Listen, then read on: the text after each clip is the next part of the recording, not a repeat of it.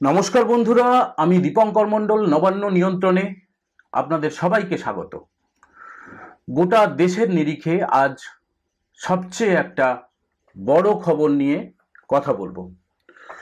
Supreme court Kolkata হাইকোর্টের রায় বহাল রেখেছে আর এসএসসি 2016 গোটা প্যানেল বাতিল হয়ে গিয়েছে।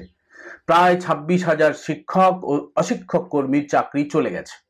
কিন্তু এর জন্য দায়ী কে? রাজ্য সরকার, এসএসসি নাকি অন্য কেউ? আজকের ভিডিওতে আমরা এই ঐতিহাসিক রায়ের পিছনে কারণ আর দায়িত্বের প্রশ্ন খুঁজব। তাই শেষ পর্যন্ত আমাদের সঙ্গে থাকুন, লাইক করুন আর সাবস্ক্রাইব করে বেল আইকনে প্রেস করুন। প্রথমে দেখে নেওয়া যাক কি ঘটেছে।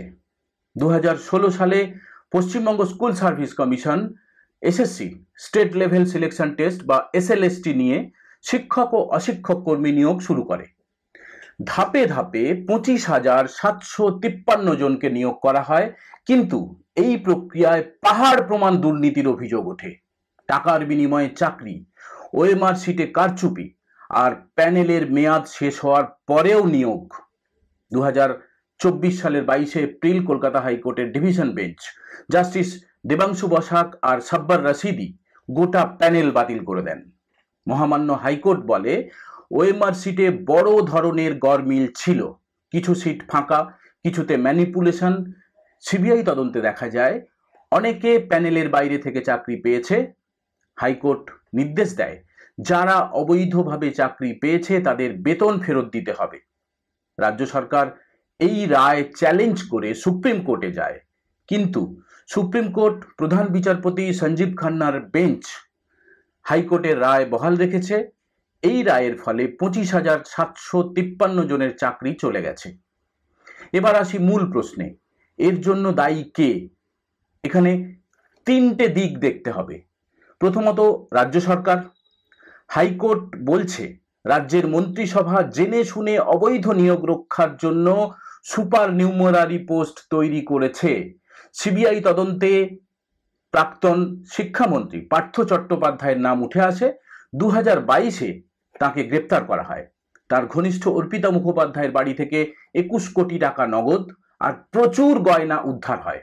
হাইকোর্টের মতে রাজ্য সরকার দুর্নীতিবাজদের আড়াল করেছে। দ্বিতীয়ত, এসএসসি স্কুল সার্ভিস কমিশনের ভূমিকাও প্রশ্নের মুখে। ওএমআর শিট স্ক্যান করার জন্য যে সংস্থা নাইসাকে নিয়োগ করা হয়েছিল তাদের স্বচ্ছভাবে বাছাই করা হয়নি। সিবিআই এর রিপোর্টে দেখা গেছে এসএসসির সার্ভারে ডেটা ম্যানিপুলেট করা হয়েছে, অনেক সিট ফাঁকা রেখে নিয়োগ করা হয়েছে। এসএসসির চেয়ারম্যান সিদ্ধার্থ মজুমদার বলেছিলেন তারা সুপ্রিম কোর্টে যাবেন, কিন্তু তাতে কিছুই হয়নি। তৃতীয়ত, প্রশাসনিক ব্যর্থতা। হাইকোর্টের প্রাক্তন বিচারপতি মাননীয় অভিজিৎ গঙ্গোপাধ্যায়, যিনি এই মামলায় সিবিআই তদন্তের নির্দেশ দিয়েছিলেন, তিনি বলেছেন রাজ্য প্রশাসনের শীর্ষে বসে থাকা দুর্নীতিবাজরা এর জন্য দায়ী। তিনি এমনকি এও বলেছেন এদের কঠোর শাস্তি হওয়া উচিত। এই রায়ের প্রভাব অনেক দিকে পড়বে। প্রায় 26,000 পরিবারের জীবন ধ্বংস হয়ে গেল। যারা চাকরি হারিয়েছেন তাদের একটি বড় অংশকে বেতন ফেরত দিতে হবে। এটা অনেকের জন্য অসম্ভব। অন্যদিকে যারা পরীক্ষা দিয়ে মেধা তালিকায় ছিলেন কিন্তু চাকরি পাননি, তারা এবার নতুন করে সুযোগ পাবেন। সুপ্রিম কোর্ট নির্দেশ দিয়েছে 3 মাসের মধ্যে রাজ্য সরকারকে নতুন করে নিয়োগ শুরু করতে হবে।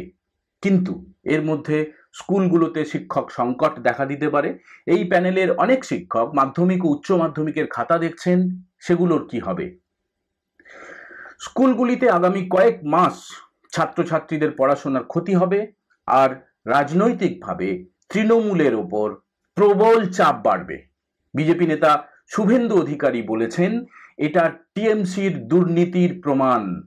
তবে তৃণমূলের দাবি এটা তাদের বিরুদ্ধে ষড়যন্ত্র।